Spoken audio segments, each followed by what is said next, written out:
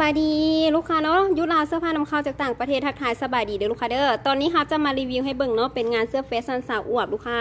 เชิญทับชมพร้อมกันเด้อลูกค้าเด้อเนาะรุ่นนี้ลูกค้างานใหม่สะอาดเฮงลูกค้านะใครอยากได้ไปเพิ่มเติมนะฮะเนาะลูกค้าหลายคนถามเข้ามาเลยอยากได้รุ่นนี้ไปเพิ่มเติมนะฮะทักกันเข้ามาเลยเด้อลูกค้าเด้อ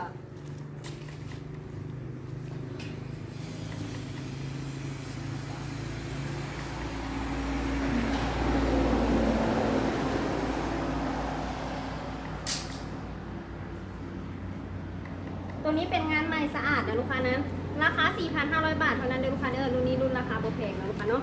รุ่นนี้เป็นรุ่นราคาบ่แพงใครอยากได้ไปเพิ่มเติมนะฮะเนาะ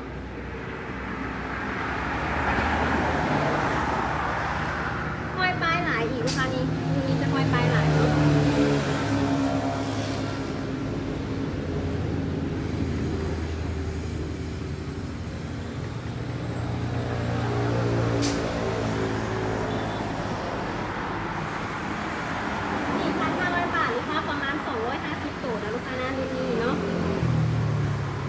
ก็จะเป็นงานเฟชั่นลูกค้าเนาะเขียนสั้นเขียนยาวพร้อมกันมาค่ะมาให้ดูนะคะเนาะ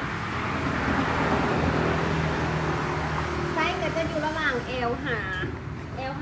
2 XL 1นะคะเนาะนี่จะเป็นงานห้อยป้ายหลายนะลูกค้านะตัวหลังจะเน้นห้อยป้ายเนาะ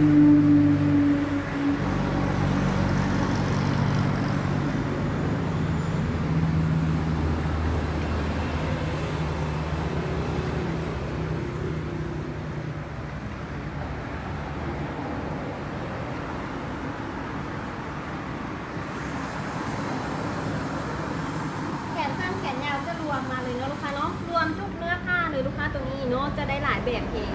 ผ้าฝ้ายบนมองลูกค้านะเป็นผ้าเป็นเด็กเนาะรวมมาค่ะมาให้เลยลูกค้าเด้อ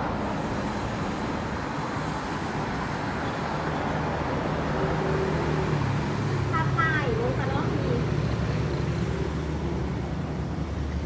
เป็นแฟชั่นผ้าฝ้ายแบบนี้ลูกค้างามๆเนาะ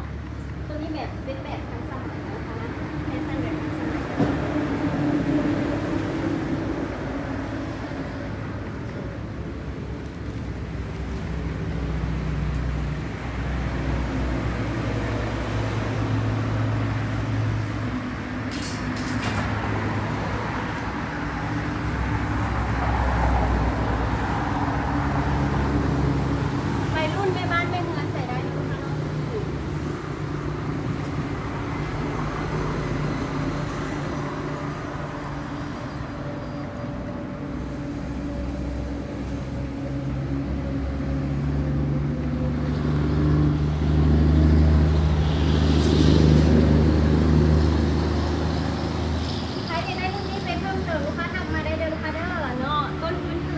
ตัวนี้เนาะสำหรับคนที่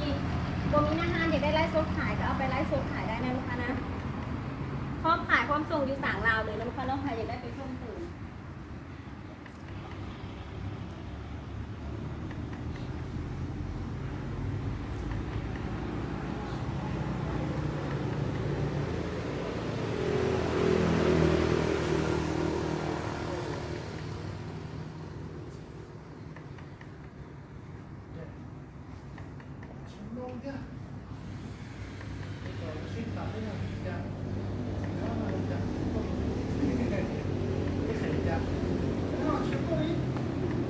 ต้นนึง4-5,000 กีบลูกค้าเอาไปขายได้เลยนะตัวนี้เป็นงานสร้างกำไรได้ดีเลยนะสำหรับคนที่อยากเริ่มต้นใหม่นะคะเนาะหรือว่าที่ขายงานนี้พี่ก็จะเอาไปเพิ่มเติมก็ได้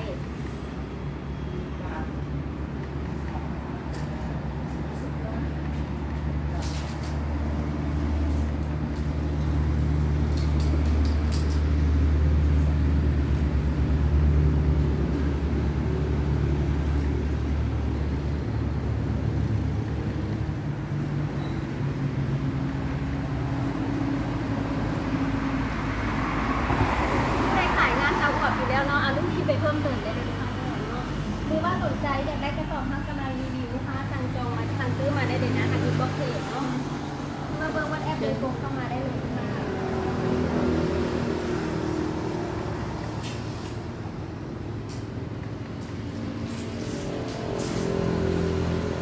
เอากระสอบเต็มไปเปิดเองรุ่นเองได้เลยค่ะเด้อลูกค้าตามแขกเนาะ ส่งให้ลูกค้าโอนเงินมาเขาจะส่งให้เนาะถ้าเป็นน้ำข้าวหวานนะถ้าน้ำเปล่าเองก็สั่งได้อยากได้เปล่าเต็มหรือว่าอยากได้กระสอบเปิดหรือเปิดเองจริงๆได้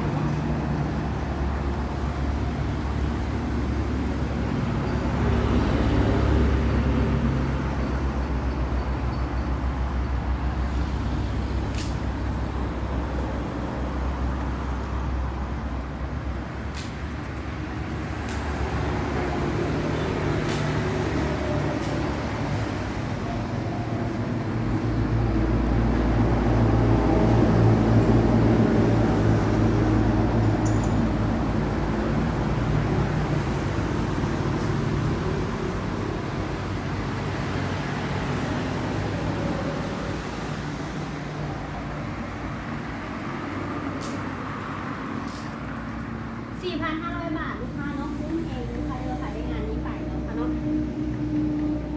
ขายได้ราคาเลย